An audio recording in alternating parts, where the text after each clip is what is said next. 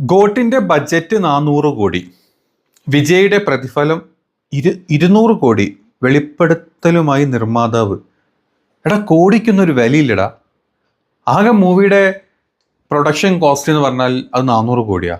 അതിൻ്റെ പകുതി ഒരു നടൻ്റെ പ്രതിഫലം 200 കോടി ഒരു മൂവിക്ക്.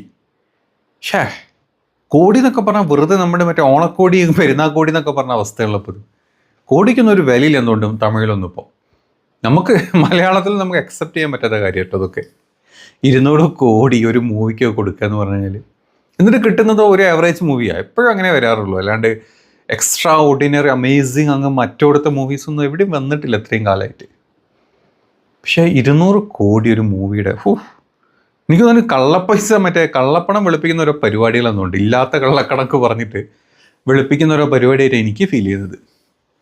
ഞാൻ വിജയ് ഫാൻസിനെ കുറ്റം പറയുന്നൊന്നുമില്ല കേട്ടോ. പക്ഷേ